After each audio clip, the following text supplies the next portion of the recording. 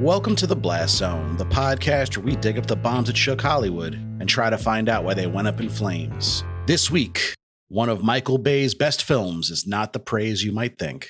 This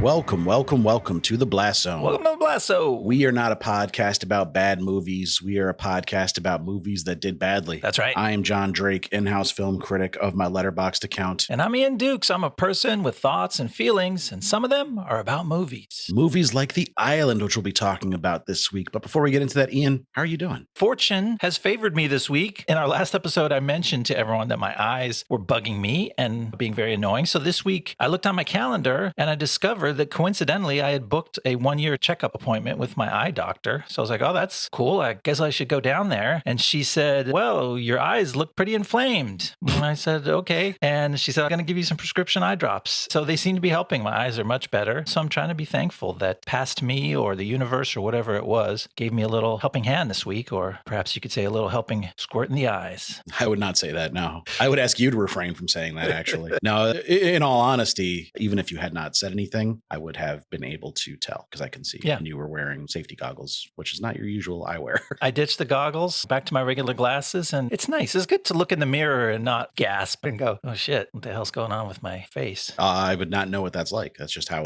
my life is every day, as long as I can remember. But very glad you're feeling better. You were rocking an eye patch for a short period of time there, and I'm not sure how familiar you are, but there is a contingent of listeners that believe you long for the sea. So that was just not helping the allegations against you. It did feel kind of natural. If I was to sail the high seas on perhaps a luxury yacht designed by a wealthy Scottish man, as in this week's film, I might want to wear an eye patch. Just when I go below decks, I can read my charts. Is that why they wore them? I don't know. Does scurvy cause you to lose your eyes? I thought it was just like a affliction common to pirates. It could be the cannonballs splintering wood here and there. I don't know. We got to talk about how Tom Lincoln got so rich, because he doesn't necessarily design the boats so much as he says he draws them, which it's just, you just come up with an idea for how it should look and hand it off to somebody else to make it happen, like the engineers. Yeah. Because if that's the case, that's a good line of work to be in. Pencil sketches of boats is a good business. Apparently. Better than podcasting in terms of making money, I can tell you that much. That's definitely true. Yeah, I don't have much to report this week. Life goes on much the same as it always has. I'm excited for tomorrow, though. My son really wants to see Despicable Me 4, so I'm taking him to the movies. Fun. Yeah, he's becoming like my movie-going partner. You know, he's 7, so they all tend to be very childlike. I'm planting the seeds for when he's older. He'll want to go to the movies with me to see like movies I actually want to see. So I'm putting in the work now, but also it'll just be fun because, you know, I like spending time with him. Yeah. But I say that like a dad who only sees his kids occasionally. Like they live with me. It is not like a shared custody situation, but still, it's different. It's different, like one-on-one. It's like a thing. It's like a special event on a Sunday. Kind of nice. We have creatively called it Boys Days. So, oh, neat. But before we get into The Island, Ian, you know, I got to ask, what did you watch this week that you wanted to tell the listeners about? I brought something a little different. It's called A Most Wanted Man. It's a 2014 movie. It is a classical spy movie, and it's set in the context of the global war on terror. The movie happens to be the final lead role of Philip Seymour Hoffman, whose untimely death came right after this movie was released. R.I.P. Yeah. He's wonderful in it. He's surrounded by a bunch of other really good actors. It's got Rachel McAdams, Robin Wright, Willem Dafoe. And I just flipped this movie on a whim. The Max app suggested it to me. And I was going, oh, this might be like an exciting action thriller, like Safe House, which I was into and brought on our last episode. And then I was like, wait, this is a lot more like an old British TV spy drama. It's not so much action and a lot of texture. And I looked it up, and it's actually an adaptation of a 2008 John le Carré novel. Mm-hmm. So it's got all of those le Carré hallmarks. It's like a weary, grizzled old spy master, and he's trying to get his job done, and he's navigating a complex web of people and personalities and politics. And if you like that kind of thing, Hoffman just inhabits this role of this old German spy wonderfully. It's a really subtle, like slow burn action movie that leaves a lot of questions to be answered very slowly and methodically. So it's not going to hit you over the head with stuff, but it's really fun, really enjoyable movie. Yeah, I'm looking it up now. I don't think I ever got around to seeing it, but Anton Corbijn, right before A Most Wanted Man, his previous film was The Americans, so the George Clooney spy drama, thriller, whatever you want to call it. So it seems like he's got a good sense for those things because I really liked The American. Maybe I should watch that one next. Yeah, well, we should swap. I'll watch A Most Wanted Man, you watch The American, and then we can report back on which one we liked more. Sounds like a plan. Shockingly, for the second episode in a row, I am bringing a movie that is still in theaters. Nice. So this is another big one. Not quite long legs big. This one didn't quite have the marketing budget behind it that long legs did or the studio money. It's Deadpool and Wolverine. I caught it last Saturday, opening weekend. Or no, second weekend. I try not to see superhero movies on opening weekend anymore. It's just too chaotic. Yeah, I bet. It gets to be a bit much. But consensus is I liked it. Don't ask me to explain the plot to you or anything because I don't remember. It's not a very plotty movie. It's really about the vibes and the references. And if you like references, you're going to like this movie. A lot of cameos, a lot of drop-ins from familiar faces. But in typical Deadpool fashion, these are not your usual cameos without spoiling anything. It's done in a very tongue-in-cheek way with a lot of references to real life, casting decisions that were made but never came to fruition. There's some offset drama that's referenced for past movies. But I did have one major gripe with this movie, and I wanted to share it with the listeners who have seen it or don't care if they ever see it. But since it's still in theaters, I wanted to give a little spoiler warning. So can you drop in a little spoiler warning? And everyone, if you don't want to have the movie spoiled, fast forward about 30 seconds and we'll be done with it. Here we go. Spoiler alert.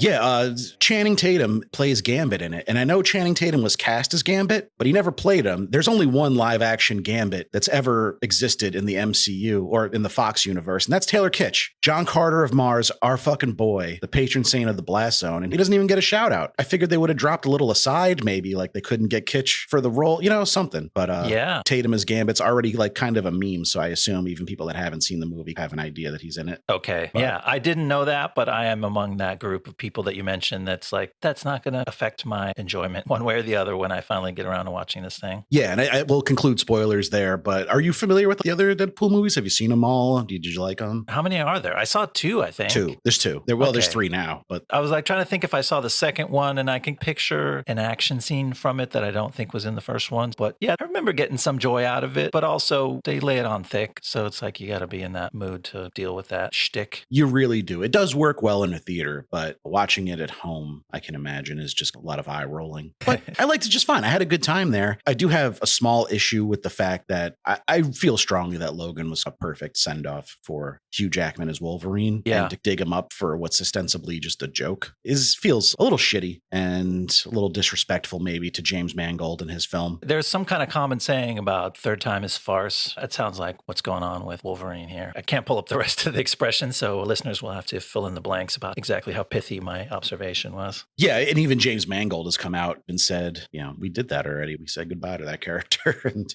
also Hugh Jackman's like 58. He's doing the Men's Health magazine circuit. Yeah, I had to eat 6,000 calories a day. It's like, are you leaving out some of the things you had to do, Hugh? I know. It actually seems a little bit like actor abuse to make a man of that age go through that regimen with everything it may or may not allegedly involve. I'm going to go out on a limb here and say we don't even have to put the allegedly in here this time because, come on, somebody put a screenshot of Hugh Jackman as Wolverine in the first X-Men movie. Oh, yeah. And he looks like Ewan McGregor in this movie. That's his build, essentially. Yeah. And then you see him now and he's just got traps up to his ears. Come on. But that's all there is to it. So The Island, Ian, this came out around the time you were kind of working in Hollywood, right? Were you like the sound designer on this movie or were you a gaffer of some sort? No, they did not respond to my calls or the resumes I dropped off. So I don't remember a lot about this movie. I remember the poster imagery, but thinking back about it, I don't think I even learned enough about the movie to realize what kind of movie it was. It's a little bit cryptic, and maybe we'll get into that when we talk about how the film got made and marketed. Michael Bay agrees with you, to be honest. Yeah, it didn't penetrate. I didn't know it was this kind of high concept sci-fi movie that it actually turned out to be. So that just shows you how familiar I was. I did not see this movie in theaters, but I followed it pretty closely because I was a teenage boy and Scarlett Johansson was in it. But I think if I recall, the trailers after the movie came out and was already bombing were a little more on the mark mark as far as giving you an idea what the movie was actually about. So they might have panicked and realized, oh shit, no one knows what this movie's about. No one's going to see it. Maybe we should give them a little more information. And apparently the movie did do much better overseas. I think it made about $120 million overseas compared to just 33 in the States, which is terrible for a Michael Bay 9-figure blockbuster. And that was Bay's advice to the studio, was like, why don't you guys just do the marketing campaign that they're doing overseas, because it's doing much better. But apparently I think Warner was doing the distribution internationally and DreamWorks was doing it in the States. So they were reluctant to hand over their marketing to another studio, essentially, maybe out of pride or some kind of antitrust. I think a lot of our discussion of this movie as we go along will be about the disconnect between who Michael Bay is and what this script is or might have been. It's not the best fit. Yeah, it feels like a good, serious sci-fi movie that Michael Bay is struggling mightily to twist into his usual, like, kind of silly action fare. Yeah. And I brought this up to you, but one of my favorite horror movies that also bombed of the past 20 years was Gore Verbinski's A Cure for Wellness. And the early parts of this movie gave me a very kind of similar vibe to that, which is high praise in my opinion. But then it kind of becomes a typical Michael Bay movie after that point. Yeah, as I watched, my first impression was like, oh, this is hard sci-fi. And then it went on and I'm like, oh, it's hard sci-fi light, like popcorn hard sci-fi. And even with better marketing, I'm not sure how well that mix would have sold to a mass audience. Yeah, and there's a clear-cut reason for that too, which we can get into. And actually, why don't I just get into it now? Okay, let's hear how this thing happened.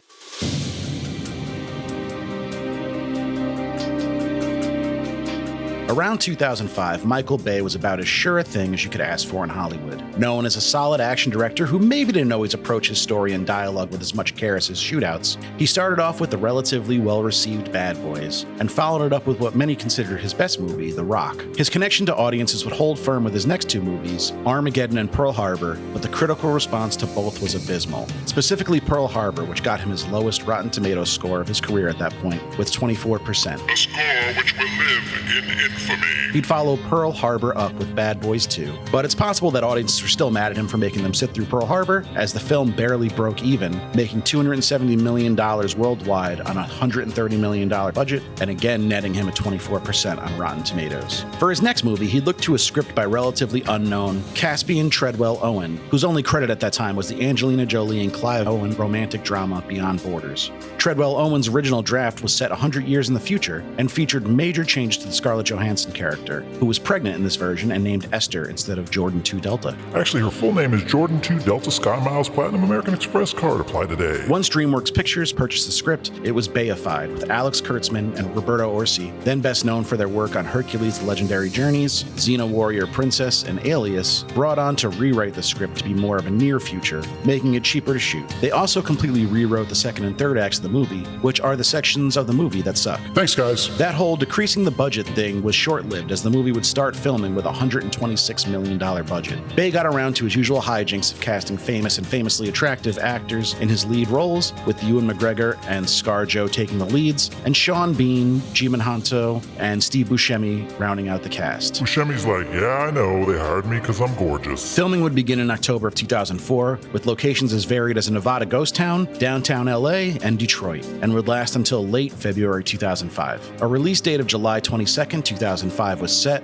a relatively short turnaround time for such an effects-heavy film, but Bay had a feeling the movie was in trouble as early as March of 2005, as he later said, and I quote, "You saw our poster campaign, we had a muddled campaign. I knew we were in trouble with that movie domestically like 4 months out, and I kept saying, you should go with the Warner's campaign, which did foreign. So it was a whole kind of microcosm study of studio marketing." His concerns were well-founded, as it was the only big-budget movie premiering that week and still only managed to pull in $12.4 million for fourth place, trailing behind the third week of Charlie and the Chocolate Factory, the third week of Wedding Crashers, and the fourth week of Fantastic Four. Folks, if your film is trailing the fourth week of Fantastic Four, you're fantastically fucked. Weekend number 2 was even worse, as the movie was added to more theaters but still dropped 52%, dropping all the way down to 7th place. It would go on to make just $35.8 million domestically and $163 million worldwide, becoming a major bomb even though its reviews were significantly better than Pearl Harbor or Bad Boys 2. Edward J. Epstein of Slate also placed the blame on the studio's marketing campaign, saying what really failed here was not the directing, acting, or story, which were all acceptable for a summer movie, but the marketing campaign,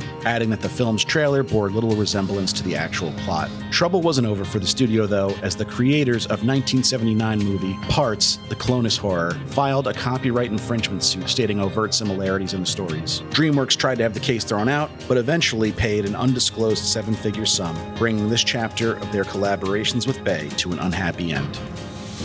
I think I would have to agree with Edward J. Epstein that as summer blockbusters go, it's totally acceptable. This is not a movie that falls apart or is terrible. It's totally fine, and it has Michael Bay style action, which you might think is ridiculous, but you know what? Audiences thought it was fun in the past when they made him a blockbuster director with his first 3 movies. And it could have been a different story. It could have been another one where like Michael Bay's at it again, making hundreds of millions off kind of dumb movies. Yeah, this movie is at times great, and at worst, it's, Michael Bay-ish, which is to say, like, well-directed action with some kind of painfully obvious Bay tropes thrown in for good measure, which we'll call out as we get to them. But yeah, there are action scenes in this movie that are really good, but my complaint with them is the same as my complaint with most Michael Bay movies where he has this kind of unlimited budget, which is they just go on too long. Like, he doesn't know how, he's always been a good action director, but he's never really known how to end a sequence. And I think on movies like Bad Boys, the original, and The Rock, which The Rock had a $75 million budget. And I think Bad Boys only had a $25 million budget. Okay. I think he works much better with some constraints put on him when he has to get creative and actually end his shots, because he can't just keep the helicopters flying above freeways on LA forever and ever. And I think we saw that with Ambulance. That was his most recent directorial movie, which is actually maybe my second favorite Bay after The Rock. But really? Okay. Really fun movie that we will be covering at some point in the future. But yeah, it's not a terrible movie. By Bay standards, I would say it's one of his top 5 for sure. I don't consider the Transformers movies, after the first one at least, movies. They are just long action sequences made to sell toys. Extensions. Yeah. It was interesting because I hadn't thought about Michael Bay very deeply in the past, which is, I think, the appropriate level of focus. Yes, that's correct. He deserves. But I looked him up. I'm like, oh, wow. He came into Hollywood and just blew up. Like, his first 3 movies are just pure summer blockbuster stuff. Like, how many directors get out of the gate hitting 3 home runs? And then this movie fell in his little stretch of, is he vulnerable? Can he make a misstep? Yeah, and he wasn't even really considered a commercial director who the critics hated until Pearl Harbor, I would say. People liked The Rock, including critics. People liked Bad Boys, including critics. And Armageddon was maybe the beginning of the end for that to some degree, but it still got mixed reviews. It wasn't a complete thrashing like Pearl Harbor was. Yeah, I guess I can remember that in real time, sort of the vibe on him shifting from, wow, like The Rock was just like, everyone knew it was over the top and silly, but they're like, but it fucking rocks. And it's Cage and Connery, and it's like, we're just having a fucking blast with this shit. Ed Harris has no idea what movie he's in The Rock, by the way. He is in the most serious military drama you've ever heard of. And then it's just Nick Cage doing his Cage thing and Sean Connery basically playing like old Bond. There was always a theory that like he's supposed to be playing old James Bond in this movie. It got like locked. Honestly, I haven't seen it since the time it was out or just when it came to home video. I owe that one a rewatch at some point. But yeah, I remember the tide starting to shift on Armageddon, which was like, wow, it's still, we got to respect it. It's blockbuster. It's big stars. And yet there's something kind of cheesy going on here. And then Pearl Harbor, everyone was like, oh my God, this man is a total cheese. And maybe that's what set up the possibility that the public sensed, even though they still went and paid their money to go see Josh Hartnett look cute or whatever they paid for. And Ben, don't forget our boy. And Ben. But I guess there was a crack. There was the possibility to believe that Michael Bay could fail to deliver. And then The Island, because it was cryptic, it played into that. I don't know what it gave you, but it did not catch the public imagination. Yeah. And Bad Boys 2 also was very poorly reviewed. Okay. And I was shocked at how little money it made. And maybe that's part of the reason it took so long to get the third one. I just assumed all the Bad Boys movies were smash hits, but no, that one was not exactly. It broke even, maybe. Yeah, see, I never got into the Bad Boy canon. There's not much of a canon. Although they are trying to make it into the Fast and the Furious like universe lately. Yeah, it has that. Maybe it's a revisionist view that it's like a bigger thing than it was. But I feel like Bad Boys 2 is well loved by the Bad Boys lovers. Is it not? Maybe I would consider myself a Bad Boys 1 lover, Okay. but I cannot stand Bad Boys 2. Oh, really? Okay. So then maybe I got the wrong impression on it. Yeah. And even in theaters, I was like maybe 15, 16 when I saw it in theaters. And I was like, why is this bad? Like,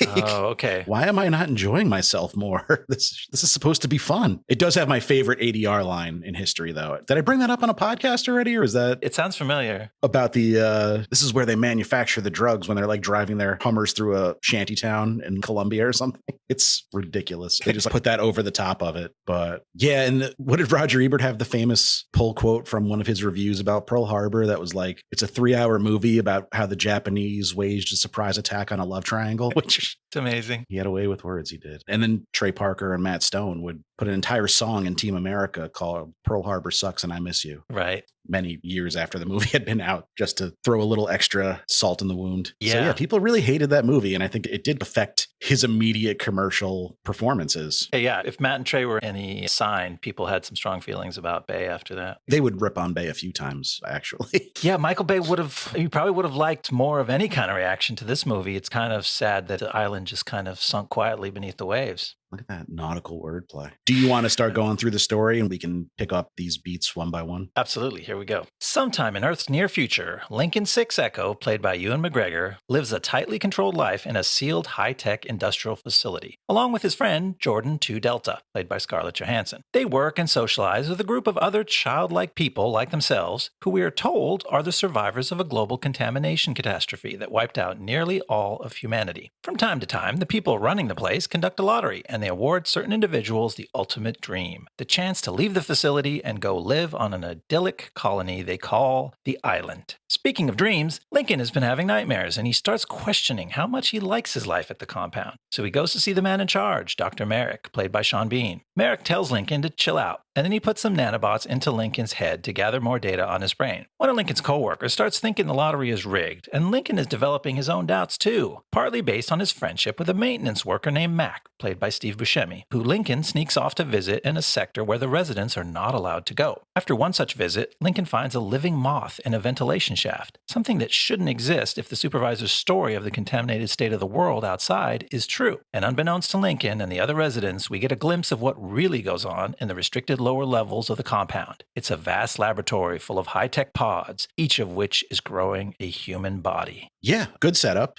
for a movie, right? This is not a terrible concept for a sci-fi thriller. Yeah, it's got that full sci-fi premise. It leaks it out slowly. I actually thought the pacing, this is a long movie overall. Yeah, it's over 2 hours by a decent margin. Yeah, it's 2 hours and 16 minutes, something pretty hefty. And I was like, oh, the pacing's actually pretty good at first. It's giving you this high concept sci-fi premise. So there's a mystery. And I found that just as I got frustrated with the mystery, it was about 10, 12 minutes in the movie. And I'm like, there's a bunch of things that are weird here. They're not adding up. And just at that moment, the main character goes, I'm frustrated with this place. I think there's more. I don't understand what's going on. So I was like, okay, I'm right in sync with where they want you to be. So I was like reassured. And I was like, oh, I like sci-fi that has big premises like this. And it was fun to see it roll out and play out, at least in this first section of the movie. Yeah, my grand theory about this movie is that they shouldn't go outside until the very end of the movie. Like, it should all be them kind of digging into this mystery, this conspiracy from the inside and trying to remain undetected. And then they get detected and they're on the run, but still inside this massive labyrinth of a facility and trying to find maybe some workers that know what's going on, who are sympathetic to their cause. And then they finally get outside and you find out what the world is really like out there. But because this is the part of the movie that works the best. I would agree. The part that reveals stuff, or when it all starts to unravel, at least if it takes up a significant part of the movie, at least it should be accelerating there. And the movie actually takes more time with that. Maybe because Bay takes so much time with his chase scenes, and that's where the bigger chase scenes can happen, is once you get out in the real world. He's like, oh, now we're out of a silo. I can hire jet helicopters and shit. So but it barely even feels like the future once they're driving on the highway and train axles are being thrown at people. It's not for nothing. You just did that bit in Bad Boys 2, which took place in the year 2003 when it was released. But he had them throwing actual cars off of a flatbed at people. Okay, that's funny. I didn't even realize he did the same bit. And then he actually used footage of the train axles chase in one of the Transformers movies.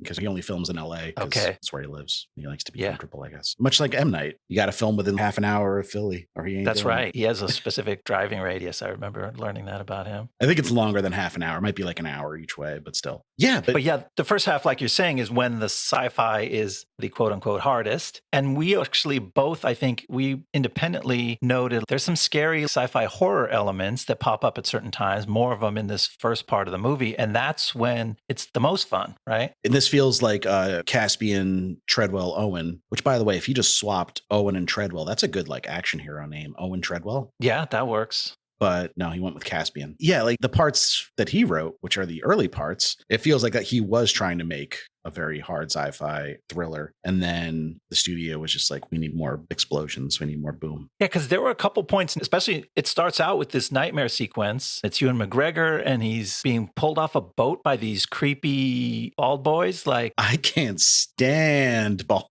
boys. Every time I see them, I think I'm back on the island. They're strictly like dream figures. Like they don't connect to anything else real in the world of the movie. They're just like nightmare images for him, but they're super scary. And then a few minutes later, the doctor is putting these nanobots and letting them crawl into his eye sockets. And that's horrific. Yeah, I wasn't a fan of that. I'm sure you weren't, given your recent history. Yes, I was sympathetic to what it feels like to have scratchy things under your eyelids. And he pees them out later, which is like, ow, like the world's like kidney stones that move. I felt like they downplayed that. Could have been much more horrific and painful, and they played that a little. They played it as a joke. Because they didn't want it to be as scary body horror as it could have been. But yeah, and then there's some surgery scenes, which we'll get to, I guess. Yeah, that's not really this section. That's in the next section. But anyway, all that stuff adds up to like, oh, Bay was like playing with it or not shy about tilting the sci-fi into the really scary horror sci-fi. But it's only bits and drabs here and there. And then it's overwhelmed by the fact that it's action, helicopter chase sci-fi, which is the impression that you're left with by the end of the movie. Yeah, man. It turns into enemy of the state by the end and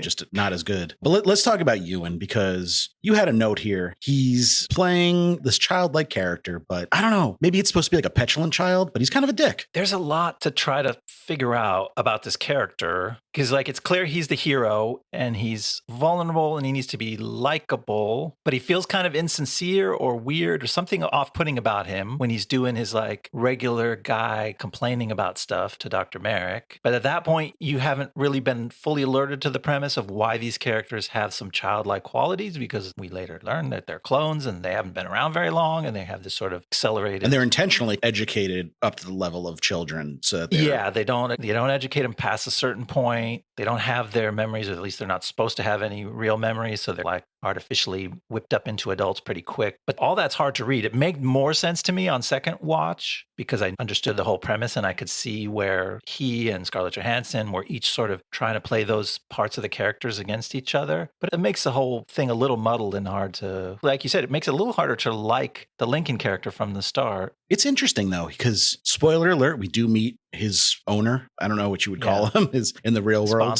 his sponsor, and he's a dick. So maybe it's some kind of commentary on if you clone a dick, are you still going to get an asshole, you know? Yeah, no, I absolutely thought that by the end of it, that was intentional, that the asshole side of the real Tom Lincoln's personality is slowly leaking into the innocent, childlike, pleasant side of Lincoln. Did you look for like their physical acting as well, though? I pointed out to you, I was like, they even walk like little kids, like they swing their arms a little too much when they walk around. There's a lot of that's subtle. I wonder if audiences caught that, because there's a lot that I missed and caught a little more on a second watch. And that's the thing. I think the point that we were circling around is like, maybe this should have been a more sci-fi movie where you spent more time and you could observe the weirdness and make more meaning out of it. But here it's like, we got to move on because we got to do an action sequence and he's got to sneak in and there's got to be drama happening. And so those things are all in there. The movie's pretty fully packed with a lot of stuff, but it's hard to enjoy it. Whereas if it was like a Alex Garland sci-fi movie, you would stew on their weird behavior for long, slow moments. It's strange because there's a dichotomy of, it's almost like seeing children in peril, but like it's a 35-year-old man. So like, what am I supposed to feel right now? Yeah. Is this a helpless child or a 35-year-old old, physically fit man, because it makes a difference. And it does play tug of war with itself. That's a subtle thing to try to play throughout the movie. Like if someone else did this story, you could play that whole struggle and the change of this one character who goes from boy-child clone into some combination of savvy, world-weary man that his sponsor's memories give to him as they leak back into his consciousness. But that's really subtle, and Michael Bay is not a guy for subtlety. And I just briefly wanted to point out that Ewan McGregor's American accent is pretty bad in this movie. And that's particularly noteworthy because his American accent is really good now. If you see him play Christopher Robin or season 3 of Fargo, he plays 2 roles, and he actually has to do not just an American accent, but like a Midwestern American accent. So he's got to throw a little extra sauce on it. And he nails it pretty reliably. So just nothing really to say except good job working on it, Ewan. Yeah. You got better. He's come a long way. He covers it. I mean, I cover it for him in this movie. I'm like, give him a break. The guy's only been alive for 3 years. He's a 3-year-old. Yeah. What if he talked like this? That. A little baby. I would watch that movie if it was still Michael Bay, but he made this crucial decision. Like, they're going to be funny little toddlers. They're in the dive bar. They kind of go back. We'll have to get to that in the second act when they get out into the real world. He reverts them back a little bit to more childlike than they were when they were on the inside, because that's the time for them to play that fun fish out of water game. But it borders on getting silly there. It borders on it? We disagree about that. I think it fully moves in. What about this cast? Bay always gets excellent casts. He's always got a very deep roster in his movies. Yeah. And this one is no exception. We already talked about Ewan and ScarJo, but we've got Michael Clark Duncan, frequent Bay collaborator. They had just worked together on Armageddon at the time. Okay. Sean Bean, this is post Lord of the Rings, so he's a name. Steve Buscemi, another guy that Bay likes to work with. There's lots of directors who are just like, I'm going to put Steve Buscemi in everything. Sure. It's tempting. But like even like some of the bit parts, you get like Yvette Nicole Brown from Community, plays one of the nurses. There's Jimon Hansu, like he's great in everything, playing the same character he's been asked to play dozens of times before, like a serious assassin type dude. Tough guy, soldier, agent of some sort. I actually felt, we'll get to him later, because I felt like he only comes alive at the end. They give him one fun scene with Sean Bean where it's like, oh, when he's talking about playing God. Yeah. I have problems with his character's arc though, too. So we'll get into that. Yeah, that was truncated and thin like a lot of the stuff in here. He does literal murder of innocent people. And then he's like, I feel kind of bad. I actually don't like murder. And I don't like you, Dr. Merrick, because you're a murderer. I was like, oh, you've probably still violated the Geneva Convention in some ways. Did you know that in the future, there's lots of product placement? I was going to say, Michael Bay might have shortchanged some of these characters, but he did not shortchange the products. There's tons of them. You've helpfully listed out some of the more egregious ones here. We've got Puma. I like Puma. They got some sweet Puma kicks. I wish the movie really did take place in a dystopian future and not just like the world now, but slightly worse, because Aquafina being the only water around is like a sure sign that things have gone to hell, because Aquafina tastes terrible. It tastes like chlorine. Those were the funniest ones. So a lot of them crop up in the real world. Puma and Aquafina are like the brand sponsors of the Institute, where we enslave clones and murder them. It would be like Velcro doing product placement for the straps they use to strap them down when they harvest their organs. So it's like, I'm wondering how much did they talk these companies through what their product was going to be implicated in. But you know what? Still, if you get thirsty, you might reach for an Aquafina after this movie. Or you might reach for a Michelob Light like Tom Lincoln does, prominently sitting on the counter, perfectly lit, label out, oriented towards the camera. It's absolutely a TV commercial shot.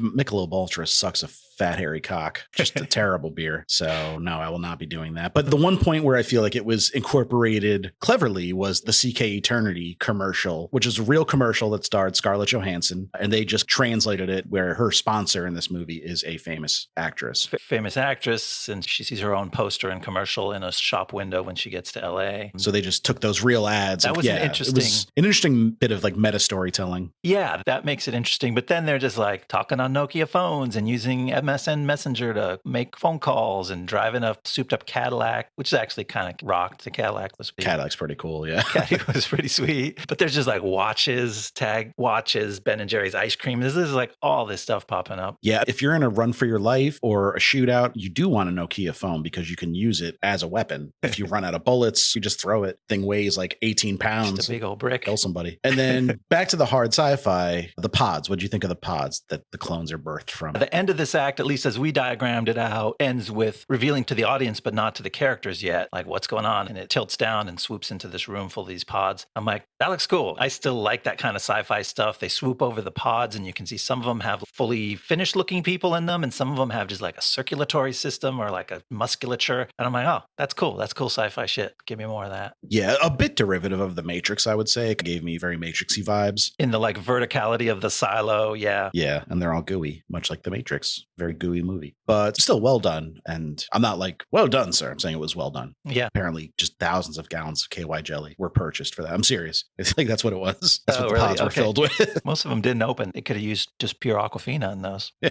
I would still rather drink KY jelly than Aquafina, for the record. All right, was there anything else from this section we had to go over? Or you want to get into the second act? No, let's hear what happens next. All right. After spending more quality time bonding with each other, Lincoln tells his friend Jordan about the living bug he found and relays his suspicions about everything they've been led to believe. She's curious, but not convinced. Suddenly, she has bigger things to think about as Jordan is announced as the next lottery winner, set to leave for the island tomorrow. That night, Lincoln decides he must sneak back into the restricted levels to figure out what's really going on. He reaches a medical level where he witnesses two horrific scenes. First, he watches as his pregnant coworker gives birth, and then the perfectly healthy woman is immediately euthanized by her doctor with a lethal injection. Next, he comes face to face with the previous day's lottery winner Starkweather, played by Michael Clark Duncan, as the big man desperately tries and tragically fails to escape the operating room where doctors are removing his liver. Lincoln flees back to the residential level of the compound, but Dr. Merrick spots him on a video of the incident and sends security forces after him. Meanwhile, Lincoln rushes to Jordan's quarters and drags her away, explaining that there is no island, only death for the lottery winners. Security chases them through the compound, and along the way, they see more evidence that their home is really a clone factory. Finally, they escape the compound and find themselves in the Arizona desert. It turns out the world isn't actually ravaged by contamination as they had been told. Then we see Dr. Merrick talking to some potential clients and explaining the true nature of his business. The Merrick Institute will clone your body for use as your personal organ donor or pregnancy surrogate. But he lies when he tells them it's all perfectly ethical because the clones never even become conscious human beings. But we know that they do. They sure do. It's interesting because you've taken the first 40 minutes of the movie, of a 2-hour and 20-minute movie, and made that into acts 1 and 2. Then the last hour and 40 minutes is act 3, but that's not you doing it. That is how the movie structured itself. It's just completely back heavy in terms of the third act takes up so much time. Yeah, for multiple reasons. A lot of it's the chasing, but it's also the third act spends a lot of time explaining the first 2 acts. I guess part of that, they start explaining at the end of the second act, as we said. They give that chance for Dr. Merrick to talk to his clients and tell them about how the Merrick Institute works, which is one big part of the Explainer series that Bay launches into. But this second act is where I started to see that Michael Bay wasn't taking this movie as seriously as I would have wanted him to. When Lincoln starts climbing through air shafts and breaking into the medical level, and he basically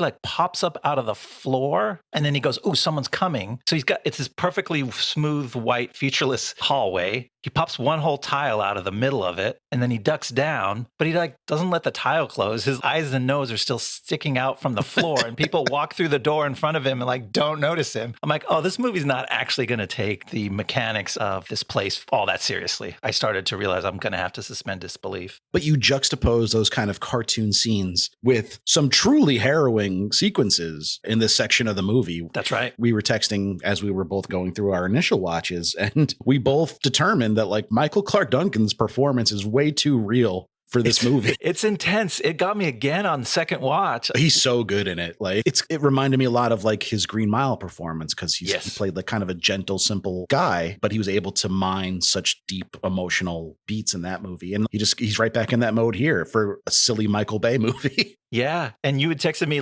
Roger Ebert pointed that out in his review that he's like, oh yeah, Michael Clark Duncan really floors with his emotional performance. And so I was I had intellectualized it at that point. We had discussed it. We had referenced it. And then I watched it again and I was fucking crying because the guy is being dragged down a hallway I don't want to die. And you're like, holy fuck. That was too much for this movie. And they won to you because we also get the very effective, very scary scene of the pregnant clone being murdered right before that. And that's done in a much more methodical way. She's not able to escape in any way. She gives birth. She's ecstatic. She has a baby. She has to hold the baby and everyone's kind of very... Not quite yet. Yeah, give it a minute. Something's up. We already know what's going to happen at that point. And then the nurse just silently starts strapping her ankles down so she can't get up. Yeah, and then spooky. Just injects her with some of them dying chemicals. Yeah, and it's heartbreaking. It is, but the movie had no interest in mining those beats any further. Once they're outside, it's pretty much just action and silliness. Yeah.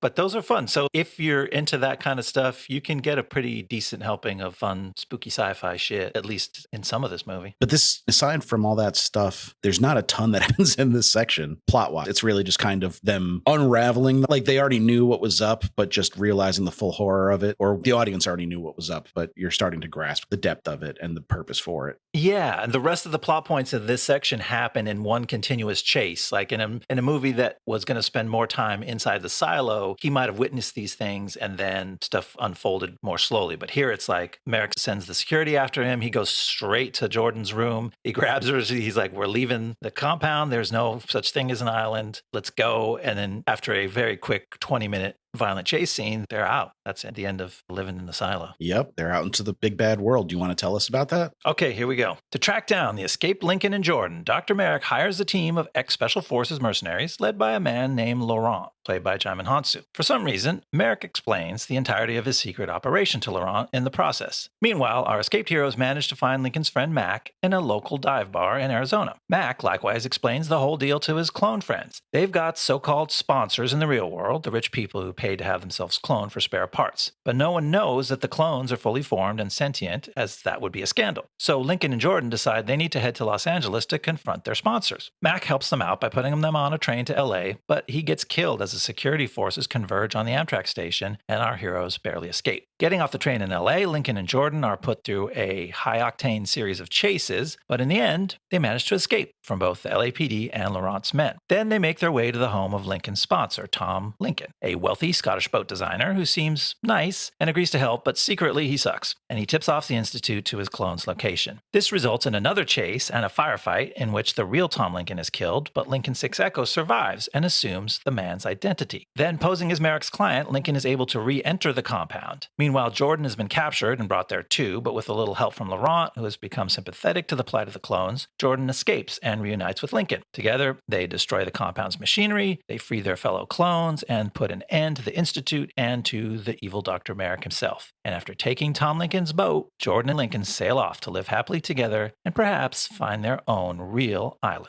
Yeah, I got some problems with the ending. We can save that for a little later. The initial fish out of water stuff worked for me, especially the snake. That was probably the biggest laugh I got out of the movie, is when they were just like face to face with a rattlesnake, and he's, oh, whatever it is, it's mean. Yeah, what's this? It's coiled up in I'm just waiting for him to get bit in the nose by a fucking rattlesnake, and the rest of the movie is them trying to figure out why he's slowly dying. That was a good example. I like that that's both funny and also serious, and like they're in real danger because of their naivete. The rest of those first scenes, the fish out of water scenes, or babes in the desert as I termed them, are a little more corny. Like he sees a motorcycle go by and she goes, what was that? And he's like, I don't know, but I want one. And Ewan McGregor is actually a famous motorcycle enthusiast. Actually, yeah, I believe that about Ewan McGregor. So like he brought some reality to that part. But then they go into a bar and there's all these jokes about what's money and you want your shot straight up. And she looks at the ceiling, and they really kind of lay on this. He's taking a dump in a can? That's right. He's taking everything literally. He knows no idiomatic expressions. I was like very disappointed at myself for laughing at that line, but his delivery is pretty good. Ewan McGregor was doing like the deadpan stuff That's pretty true. well. Yeah, you got to give him credit. I have a lot of questions about this bar. Okay. Why, it seems like the middle of a weekday afternoon. When they walk in, why are there women like pole dancing to butt rock? It's not a strip club. It's just a regular bar, and it's pretty empty. What's going on in there? Yeah, it's out in the middle of the desert. It's very much a Hollywood idea of what a motorcycle dive bar in the Arizona desert might look like. I was so convinced that the band playing was Head PE. Okay. They're like a real shitty butt rock new metal band, but it wasn't. It was some other shitty butt rock new metal band. But man, that song is terrible. Whatever song's playing when they walk in. Yeah. I'll put it in the show notes. I'll put like a YouTube link. If you're a butt rock aficionado, you will love it. But then more good actors here in the dive bar scene. We get some fun cameos, or maybe they weren't even cameos yet because the people weren't famous yet. But yeah, first of all, we get Chris Ellis, who is the bartender at the dive bar. And I had seen him on a TV show I watched. Do you have any idea which one? I feel something coming. Yeah, that's right. He was Douglas Cooper on a very good episode of Justified, and that is our Justified crossover of the week. Justified crossover of the week. Well, I'll be. He played an escaped convict who gets one up on our boy Raylan, which doesn't happen very often. So when I saw him, I immediately was like, this guy means business, but he didn't. and he was just a bartender. And then when Mac and Lincoln are having their showdown in the bathroom, and Mac is pleading with him, let's just go back to my place and we could take our time, saying very like loaded phrases. And a somewhat homophobic trucker walks in and is very taken aback by what they're saying. And ironically enough, that was Eric Stonestreet, who's most famous for playing Cam, a gay man on Modern Family. I did not clock him until you pointed it out. I clocked that somewhat heavy-handed, outdated jokery, but for a little bit part, a one-liner, he inhabited that role actually pretty well. You know what? And like these little indignities to women and gay people and people of color are present in all Michael Bay movies. Yeah. And they really do detract from my enjoyment of it. Like he would have no problem putting that kind of gay panic joke in a movie today. And that's part of what I dislike about him as a filmmaker the most. He has these very kind of tried and true stereotypes that he leans on in almost all his movies. Yeah, he likes to use shorthand that he's drawing from an era that's, I don't know if that's his era, because his era is my era. We're fairly close in age. And in location, you guys, he grew up in LA too, didn't he? I think so. I don't know a lot about it, but I did see that he was born here just shortly before I was. But not to toot my own horn, but I feel like I've transcended some of those things over the last however many years. Maybe there's room for Michael Bay to grow, but yeah, he lays on some very heavy-handed stereotypes, which it goes with his filmmaking style, but it is something that you would hope that he could recognize and look to subvert, because it's not that hard. That's what everybody who does creative stuff eventually has to do, is recognize when they're doing basically hack material and putting a twist on their own instincts to bring some freshness to it. Yeah, and then another example is with the Mac character. He's trying to help them out. He gives them some credit cards and some money, and Lincoln gives his credit card to Jordan, and he goes, I know you guys are new to this whole human thing, but you never give a woman your credit card. And then when they're back at his house talking to his girlfriend, who's dressed very skimpily and is trying to talk to the guests in her home, he goes, didn't we talk about all the talk? Yeah. Like, bitch, shut up. You're just there to be a piece of ass. And he sends her to the store for beer. It's just, this is a hero character, one of the good guys. Yeah, that was weird and unnecessary. She could have been a real person with a healthy relationship, but they made it into a casual, jokey misogyny that, like, I don't know, doesn't add to your enjoyment of Mac. It makes you dislike him, but everything he's done up to that point has been fairly noble. Like, he's really putting himself on the line for these people. Why are you going to detract from that? Yeah, and it's just, you can easily see how it would have been better if she was somebody who was smart, capable partner to him, an interesting character of her own, and then she disappears. It would be more interesting when in the next scene, the joke is he's going through her closet to find some clothes for Scarlett Johansson's character, and she keeps pulling out all this sort of dress up fantasy nurse uniforms and clearly costume stuff, and he's like, oh no, you can't wear that, you can't wear that, you can't wear that. Wait, were those not real? Those weren't just nurse outfits? No, that's not what they wear. A little bit Halloween-y style. And like, okay, that's a gag on the Scarlett Johansson character. She doesn't understand the difference between fantasy roleplay clothes and stuff you would wear on the street. But it would be much funnier if Mac's character had a mature relationship with his girlfriend and you respected her and you went, ooh, we just got a peek into their sex life, versus he treats her like an object. And yes, here's more examples of exactly how he does that with silly shit he makes her wear. Feels like a borderline abusive relationship at that point. Yeah, which I guess is why he deserves to die at the train station. I don't know. I don't think that was Michael Bay's intended setup to Definitely be like, not. Thankfully, we got rid of that asshole Mac. Very similar character to the one Steve Buscemi plays in Armageddon, to be honest. But yeah, he gets shot point blank in the chest, falls backwards over a barrier into a like entirely glass bar. And that was on the orders of Laurent, who like half an hour later, we're supposed to be like, he's changed. Yes, that's an example of what you're referring to. The man is not so innocent. I feel like he did not do enough to earn his redemption there. Yeah, and we talked about this hard sci-fi disappearing in the second act as the chases take over. But I do want to point out that the single most fantastical sci-fi concept in the whole movie is that there exists a high-speed maglev train that connects LA to the rest of the Southwest states in this future. And Mac just like, oh, you need to get to LA? Let me just take you down to the maglev train station. That's not a problem. Yeah, I guess some point in the future, all the auto industry lobbyists get blown up or something, because good luck getting that shit built in America. The NIMBYs are somehow neutralized out of local politics and the rights of way are approved. God, can you imagine being able to take a high-speed train around? I would go so many places. Yeah. It'd be everywhere. I fucking hate flying. Flying feels like a punishment in 2024. Yep. It's a fucking nightmare. Not like I'm scared of flying. It's just nothing ever goes right. It's tough, man, and it's gotten worse. It's going to get worse. Plane doors are flying off. All right, I'm getting out of here. And then we're in LA. And are they really in LA? Because I know a lot of LA was filmed in Detroit. Yeah, you told me that, and I took a second look. Obviously, they do the LA street names when they're on the streets, but those streets look more like Detroit to me. Like when they're at the street level, I don't recognize the intersections, even though they put digital futuristic street signs to try to clue you in to say that you're at the corner of Spring and whatever, but you're not. But there are a couple LA buildings in the background. There's the big tower that I forgot what it's called, but one of the iconic LA skyscrapers, which they could have digitally inserted. There's one little close up when Laurent lands helicopter on the top of a building. He's on the Western, whatever it's called. It's this blue Art Deco building that's one of the icons of downtown LA. So that's like a real LA thing. And the rest of it looks pretty Detroity to me. Yeah. So Bay had a $126 million budget for this movie. And I think he spent $125 million of it on helicopters. He loves a fucking helicopter chase.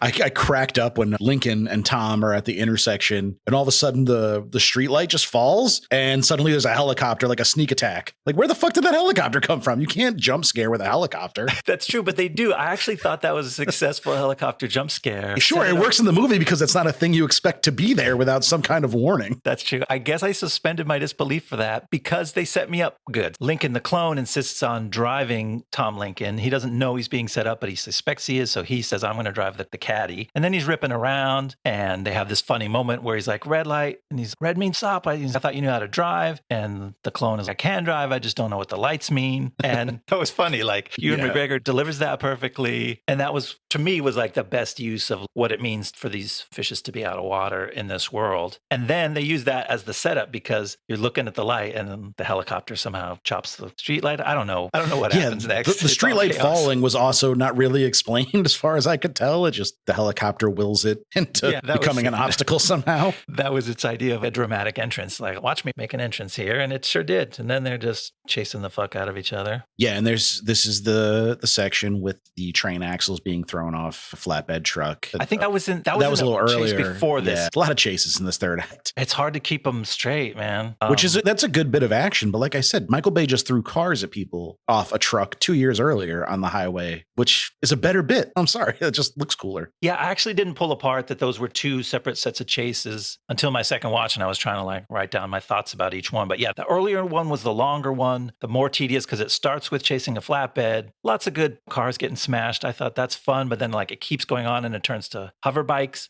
There's a hover bike chase with all your typical like motorcycle stunt bits in it where you've got to clothesline the guy. It's all your Mad Max kind of shit, but it got tedious because it went on for a long time. And then it ends with the most over the top climax where they crash the hover bike through a skyscraper and they fall 50 feet, land on a sign. Then the sign gets chopped off the building and they fall 350 feet. And one of the main messages of this movie is that you can survive a fall from any height onto anything as long as you let out a loud, when you hit the ground, you can just walk away. It's true. Do not test this theory in real life, please, no. Dear listeners. But those were the second and third times that Lincoln and Jordan did that. They did it once and I clocked it. There was a room in the silo that was like the main pod resting chamber that had, 25, 30 foot high ceilings. They fall out of a hatch in the top of the ceiling and land on a pod person and they go, ugh, and they just immediately get up and start running away. Which I guess that one makes a little more sense that they'd be soft because the pod looks... There's a slight cushion, but it's silly. It's silly stuff. One thing that I thought the movie kind of missed an opportunity with is we spend a lot of time with Tom Lincoln, who we know is an asshole immediately because he has pictures of himself and just himself all over his house. That's true. He has a three shot set of black and white photos of himself, just like giving thumbs up. So what the fuck is this guy?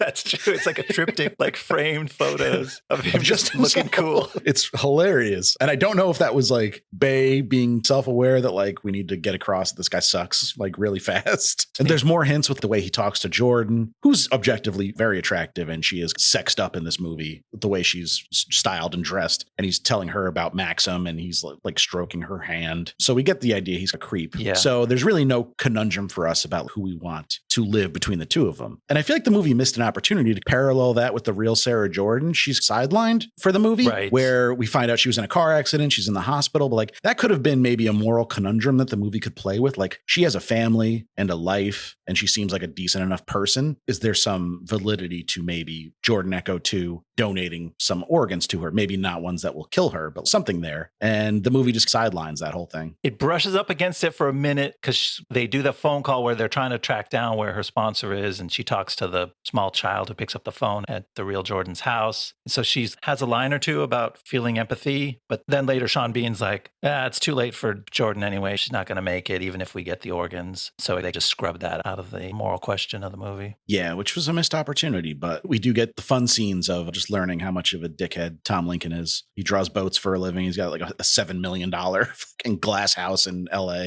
And they set him up, unlike the Steve Buscemi character, who was supposed to be sympathetic despite his clear flaws. They do set the real Tom up to die. And so there is that standoff. There's the big chase. The two men are wrestling. And you kind of see it coming when a man and his clone is wrestling. And then a guy with a gun comes up to try to stop them. It's like, which one do I shoot? You know how this is going to go down. Yeah, it's a classic trope. But the problem that I had was that it's telegraphed and Lincoln the clone takes too long to whip out the "No, I'm Tom" gambit. Yeah. So like he's silent for a good like 45 seconds. It's creepy. Yeah. The other guy's meanwhile making a very convincing argument that he's the real Tom Lincoln. And then in a thing that absolutely follows no human logic that I understand, the clone reaches up. Djimon Hounsou's character is staring at both of them, pointing a gun, deciding who to shoot the whole time. And the clone reaches up and slaps his clone ID bracelet onto the real Tom Lincoln. And Djimon goes, "Oh, that's the clone." You're like, wait a minute. Did you not see him just put that bracelet on there? Like, how did you suddenly become convinced that you spotted the bracelet and that proves that he's the clone? Especially because 10 minutes later in the movie, you're going to have Laurent have a change of heart about this whole program and help Lincoln get the one up on Sean Bean. Why not just have him shoot Tom Lincoln there and be like, I knew that was the real one, but I think this whole program is morally reprehensible. And also that guy was like you had an opportunity to make that scene make sense while resolving that kind of, you need Laurent on their side now. Yeah, that whole Laurent thing is underbaked. I can see where they're probably juggling a lot of plot points because it ends up pivoting on the fact that he notices that Jordan's wrist has a brand on it, which all the clones are branded with. And it makes him think about the brand on his own hand when he was a refugee and he was terrorized by warlords in his youth. And that sort of wakes him up to the idea that what he's doing is cruel and wrong to the clones. But yeah, it would have been nice if he could have got to that point by this scene and kind of been in on it and made the choice to protect the clone. Now let's talk about the sex scene. Much maligned sex scene of the island. Yeah, I was the one who maligned it. As soon as that came on screen, I wrote my note. This sex scene is stupid as hell. You did not elaborate though, so can I get you to expand on that? I fast forwarded a little bit of it on rewatch because I'm like, it's just dumb. It's coming. Part of the lore of this world is they don't let the clones even touch because they don't want to mess with that in their lab because they're raising them for their organs. And it's coming. It's the two gorgeous co-stars of the movie, and they have this intense friendship, which feels real because it would have it based on how well they understand each other. Like, okay, it's going to have to happen, but it's so wedged in among intense chase sequences. You feel the movie laboring to make the space for it. You're like, oh God, we got to do this now. Also, like, they're on the run from so many people, and they spend the night in Tom Lincoln's apartment. Yeah. Like they sleep in. There's no alarm. They wake up when they wake up. Like, I know you're naive, but still, geez. It's kind of ludicrous. And then it ends with a really silly line where they had told each other there is no island. And then she's like, we're the island, or something really corny. You know what? It was a missed opportunity for them to like not know how to have sex. So he's just like trying to put it in her belly button or something for a while before they figure it out. Yeah. To do the dopey kids joke. Yeah. They forgot the fact that they were treating these people as children right up until the point where they have sex. Not only have they never seen anyone else have sex, they haven't had the birds. Like, they don't even know what sex is or that it exists. That's true. But they've somehow on the first try just nail it. Hey, literally. All right. So then they talk. We're going to take his boat. We're going to get it out into the ocean. We're going to head south and live like real people. But first, we got to go rescue our friends. And thank God they do, because things are getting dark back at the Institute. Real dark, man. This is the one point where I shouted at my screen. The story is that Dr. Merrick realizes that his clones of a certain generation are fatally flawed because he realizes that Lincoln, the clone, is starting to actually recover the memories of his sponsor. And that's unacceptable because it will lead to more. And also completely unexplained. Like, how does that even work? Yeah, they kind of gloss over, the memories are seeping in. I don't know how, but clearly it's happening. So he's like, we got to terminate a whole generation of clones. And so they do it to a set of them that are still in their Ziploc bags, which you're like, okay, those things hadn't woken up yet. that's gross, but it's not that bad. Then they're like, oh, we got to do it to a set of the living clones. So we're going to tell them all they won the lottery. And then we're going to herd them into a fucking gas chamber. And I was like, no, Michael, what the fuck are you doing, dude? There's even one, like the annoying clone, the one who works in the lab, is like panicking, but also still trying to be like nice and helpful to the guards. He's like, no, I don't think this is the way. It's heartbreaking. Are you new here? I don't think this is how you get to the island. We're supposed to go to the island. And it's heartbreaking and horrifying because they fucking seal this chamber door on them. And I think it's technically. I don't even think it's like a gas chamber. They're like, it's like like exhaust fumes from like a furnace. Yeah. I think somewhere it says incinerator. So it's technically an incinerator and not a gas chamber, but it's. I don't know what's better. I don't know if there is a better in that equation. Yeah. They're both fucking horrifying. Thankfully, they're saved. No one actually dies. Jordan and Laurent show up and tell the guys to open the door before anyone dies. But it was like we praised the movie for getting dark with some of the sci-fi horror stuff early on. Like this was not the praiseworthy one. This was a misstep. Yes, it was too much, too fast, too out of the blue. Not good times. But it segues into a pretty lackluster final fight between Merrick and Lincoln, Sean Bean and Ewan McGregor. One's like a British man in his 50s. One's 30-year-old physically fit Scott. It shouldn't be that big of a. I don't count Sean Bean out in any fight until his head is fully chopped off his shoulders. But the complaint I had with this was that if you're doing a movie, you're making choices about what the characters look like, how their fight goes down, how they appear in these shots. You got to be paying attention to symbolism, whether you're creating it on purpose or not. And I noticed that when the main hero and the villain face off, they're dressed identically. They're wearing black slacks, black dress shirts. Yeah. And then they end up both shooting each other with the same grappling wire gun. They end up both hanging in parallel next to each other off of this catwalk as the silo collapses, as the turbine comes crashing down. And it creates a symbolic image that you're like, what was that supposed to mean? These men were not mirror images of each other, right? This is not the guy and his clone facing off. This is that would have made a lot more sense. And his clone. But like, why did you make them so parallel? You're making some visual metaphor that I couldn't take. Did you take any kind of meaning out of that? No, I think it was completely accidental, and I didn't even really. Oh. Yeah, I don't think Bay was aware of it. Maybe even to this day, it's certainly there. He's just not. He's not a director who trucks in symbolism very much, and he doesn't pay attention to those kind of things. So it's just like that kind of looks cool. Let's have him.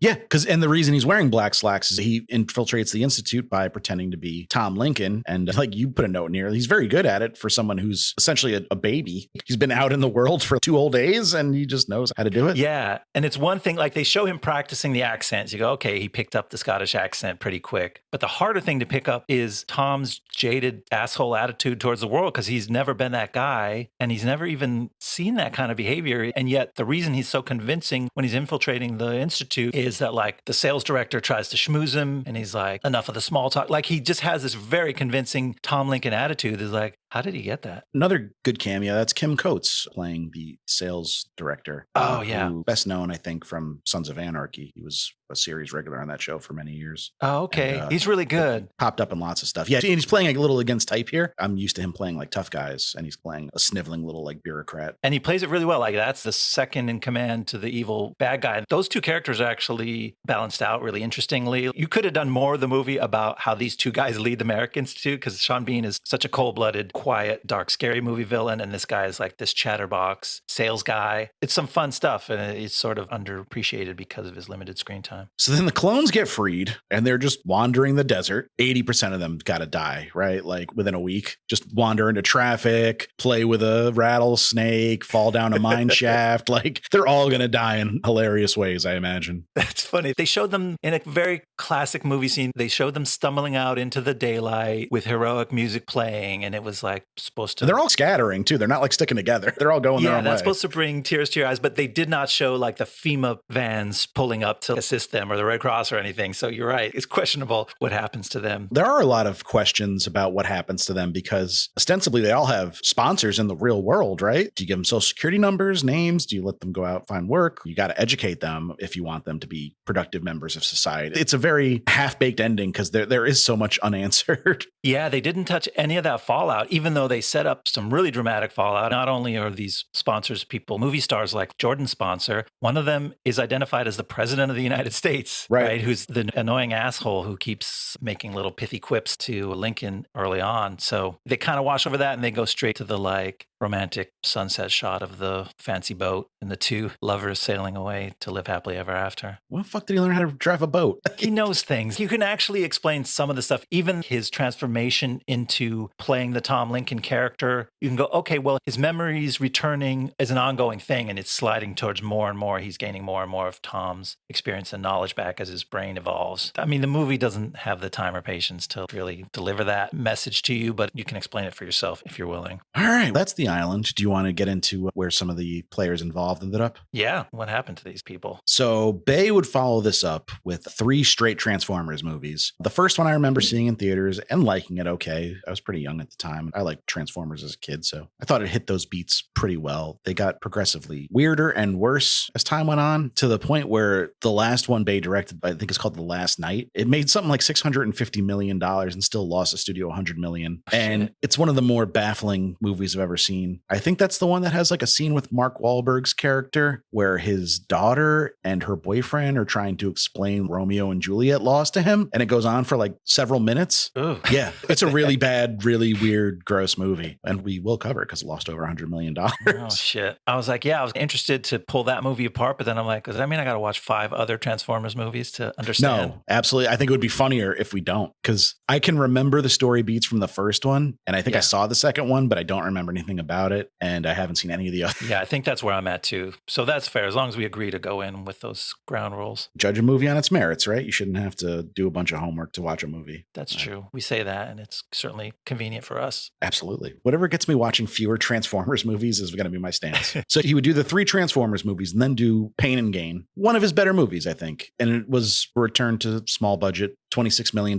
budget. It was his first collaboration with Wahlberg. Directors seem to like latch on to Mark Wahlberg. Peter Berg, we talked about, he had several, like a big run of movies with him. Michael Bay, I think David O. Russell worked with him several times on Three Kings, I Heart Huckabees, The Fighter. He's an actor that directors do go back to a lot. It seems weird to us, but I bet it says more about the directors than it does about Wahlberg. Well, I mean, everyone wants a guy who's up at 4 a.m. praying and lifting, probably simultaneously. That's just good work ethic. So then the next movie would be Age of Extinction, where he would reunite with Wahlberg, another moneymaker, terrible reviews. And then he did 13 Hours, the Benghazi movie starring John Krasinski in 2016. It only made $69 million on a $50 million budget, but the reviews were trending upwards. It was clearly a movie he put a little more effort into. Yeah. And then The Last Night came after that. It made $605 million worldwide, but was so expensive. And a lot of the Transformers movies were like breaking $1 billion at this point. So making $600 million was considered a big step down. And I guess they had invested a lot in the marketing. That's insane, though. Absolutely nuts. And then after that was the Ryan Reynolds Netflix movie Six Underground, which cost $150 million.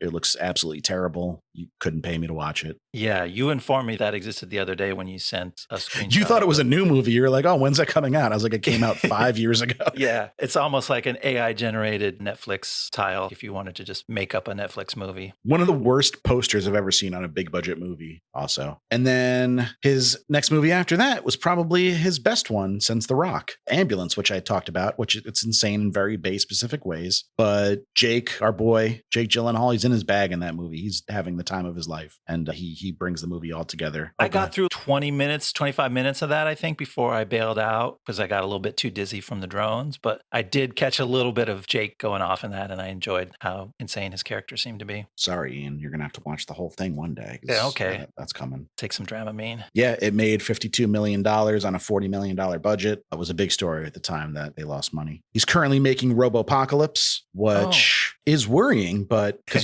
that's a beloved IP and he's not a good director, but Drew Goddard is writing it. So maybe that'll help. Oh. Drew Goddard, our boy from Cabin in the Woods and Bad Times at the El Royale. Yeah, that's a fun screenwriter. A fun screenwriter and also a much better director than Michael Bay. So why don't they just make him direct it and put Bay's name on it? Maybe that's what's happening. I don't know. Fingers crossed. Robopocalypse was one of those books that was just like the hot shit in sci-fi for a little bit. And I know that there's probably some anticipation from some fans of the book. Yeah, no, it's a very beloved IP, but he's apparently developing a franchise based on another beloved IP, the Skibbity Toilet. Am I pronouncing that correctly? We are hundreds of years too old to know how to pronounce pronounce that. It's a web series. I thought it was a joke that he was making a franchise based on this, but IMDb seems to think it's real. There's no indication that this is not true. So that's all I got. I mean, Skibbity Toilet is like the reason why old people are frightened by young people because they have passions like that are just so incomprehensible and off-putting and frankly frightening that it really puts a divide between the generations. Well said. But not Michael Bay. He's an old and he's diving into the toilet, so we'll see what happens. Very curious to see how that develops. So yeah, Caspian Treadwell Owen didn't write anything else after this movie except for Profile of a Killer, which he also directed. But Alex Kurtzman and Roberto Orsi, we're familiar with those guys because we just did The Mummy not too long ago, the 2017 Mummy. Oh, and yeah. Alex Kurtzman directed that. I forgot that. But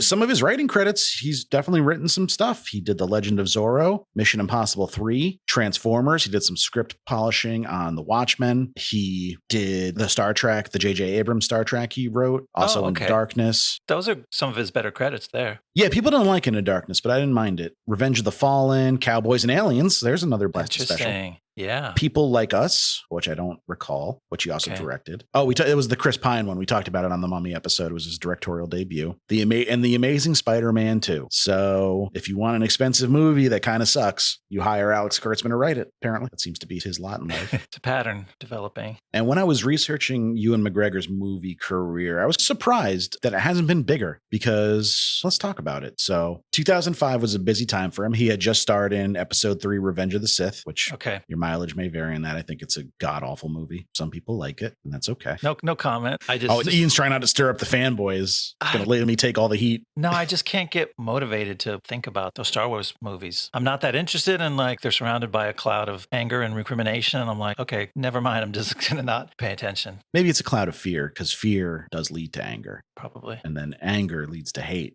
And hate leads to suffering or something.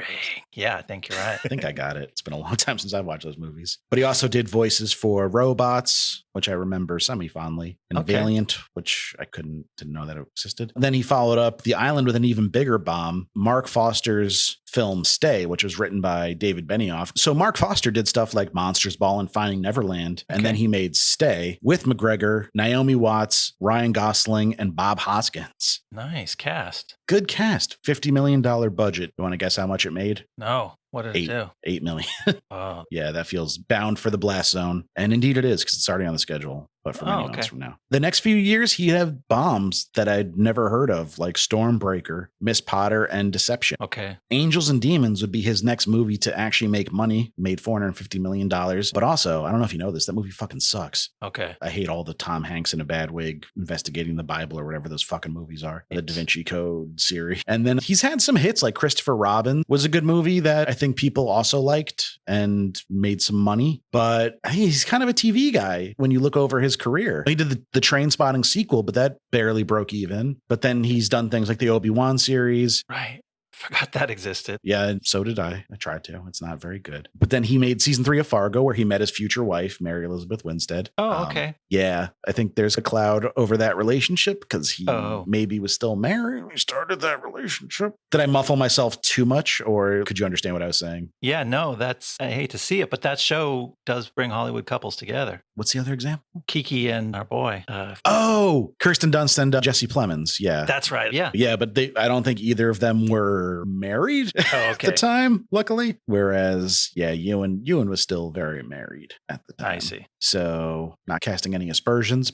That's the information that's out there. It's not an entirely uplifting love story, but yeah, that's what happened. But they seem to be doing well. They made another TV series together called Gentlemen in Moscow. They both starred in that. And he's got 5 projects in some form of production or post-production. And some of them sound pretty cool, like Flowervale Street. And then he's also doing The Cow, which is reuniting with the Mark Foster. But let me tell you about Flowervale Street, because I think this sounds like your shit as well. It's definitely my shit. It is a science fiction movie directed by David Robert Mitchell, starring Anne Hathaway, Ewan McGregor, Maisie Stella, and Christian Convery. A family in the 80s starts to notice bizarre happenings in their neighborhood. I'm down for that. Okay. Count me in. I know that's not the most descriptive. No, it leaves a lot to the imagination. And it's the writer and director of It Follows and Under the Silver Lake. So David Robert Mitchell's an interesting young filmmaker. I like everything I've seen from him so far. So I'll be there for that one. Yeah, makes it very interesting. And then ScarJo, I was shocked to find out. I don't feel like I need to catch people up on ScarJo's career too much because she's one of the biggest stars in the world. But I was surprised to find out she was a child actor. I did not even know she started at 10 years old and worked pretty steadily up until now. She's been acting for 30 years. And I actually saw some of the critics comment on that in their review of this movie was that, I forgot who it was, but one critic for a major outlet was like, The Island was actually her turning point as an adult actor, where she had done Lost in Translation by this point, but I guess their opinion was that she was still, I don't know, limited or stuck in some vestiges of her child acting style. And this was the first movie where she was entering it as an adult, which is funny to say because she's playing a childlike character in it. So I don't know if that analysis makes any sense, but yeah, she was definitely still pretty young in this and turning a corner into the rest of her career. Yeah, it's interesting because I would have assumed Lost in Translation, her childlike acting was part of the point to draw your attention to the age difference between her and Bill Murray, which is part of what makes that movie work, but is also alarming.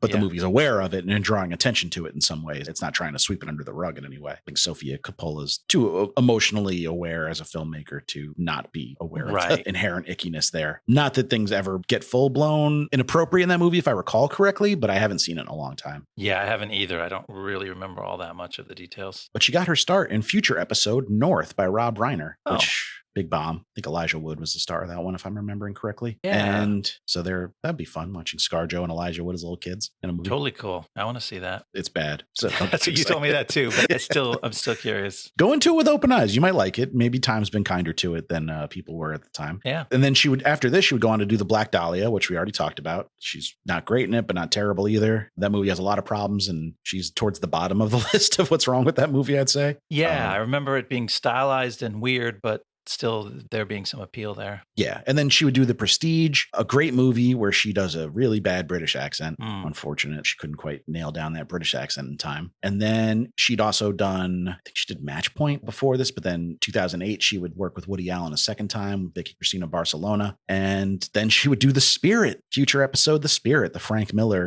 directed Spirit movie. She's got a big part in that one. Her career would take a turn for the better, though. In 2010, she would join the MCU as Black Widow and Iron Man 2, and she would be a fixture there until her own standalone movie in 2021, where she passed the torch to Flo Pugh, if we're doing abbreviated names like ScarJo. Yeah, I enjoyed that one. I liked both of them in that. I like both of them in that, and I like David Harbour. I thought, yeah, he was cool. I think Ray Winstone, too, was the big bad in that movie, but maybe a little underbaked, as Marvel villains can be at times. We didn't quite get enough of Ray Winstone in that, but she's had some misses in her career. 2017's Ghost in the Shell stands up as one of her, not just like a bad movie, but maybe a bad decision to even be in it. There's a lot of cultural insensitivity questions surrounding that one. But then she's been in some great stuff. A Marriage Story, Isle of Dogs, Asteroid City, the Sing movies I'm a big fan of. I'm always riding for the Sing series on here. You are. And I like to ride a little bit for Asteroid City. She was great in that. That's a movie that's worth revisiting or visiting for the first time for anybody who's not seen it. Yeah. I'm hot and cold with Wes Anderson, but I think Asteroid City is one of his better ones. Yeah. I did finally catch it. Cool. And she also has a singing career. Her work with Pete Yorn specifically, I enjoy. She's got a very, I don't know how would you describe it, like a dusky voice, you know? It's kind of, That's a good I don't think she's a smoker, but she's got a smoker's singing voice in a good way. Yeah, I have not heard her sing. Yeah. Pete Yorn is obviously a very good musician in his own right. So their collaboration albums are a good place to jump in. Interesting. And she most recently starred in Fly Me to the Moon, which I think might still be in theaters, but stay tuned for that bad boy because it is a huge bomb. $100 million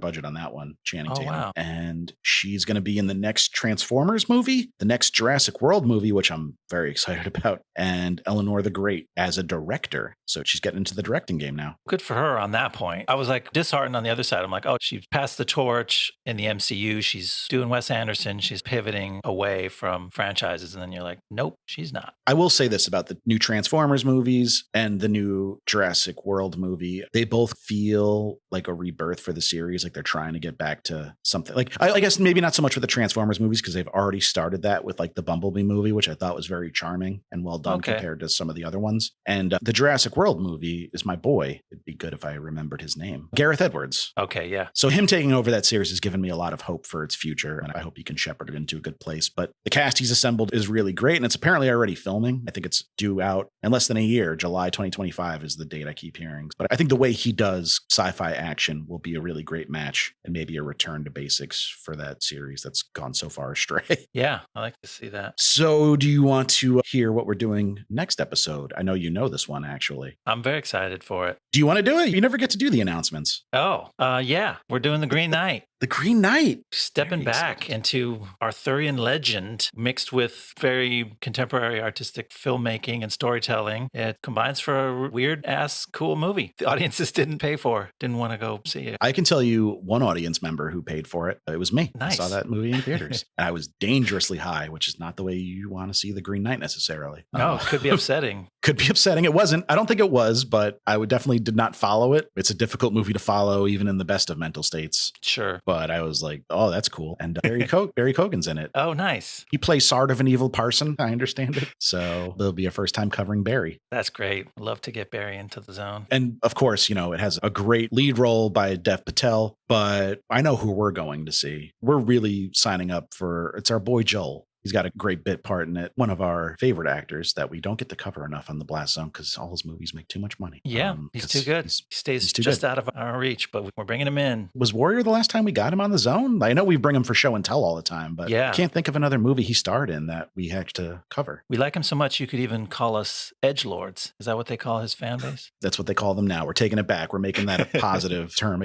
again for the first time. For the very first time ever. Edgelord is now a complimentary term to describe Joel Anderson's fan base, of which me and Ian are the only two biggest, maybe. Two biggest edgelords on this podcast, that's for sure. Thank you guys so much for listening. Please remember to rate, review, subscribe to the pod if you can. We would appreciate it. As always, you can follow us on Twitter at Blast Zone Pod or Instagram. Did I get the @ right last time? Blast Zone Pod? Yep, it's the very same on Twitter and Instagram. Keep it simple. Or email us, blastzonepod@gmail.com if you have any movie suggestions, feedback, questions, just want to chat about movies. We're always available. Love hearing from the listeners. Yeah, say hi. And we'll see you next time in the Blast Zone. See you next time in the Blast Zone. The Blast Zone.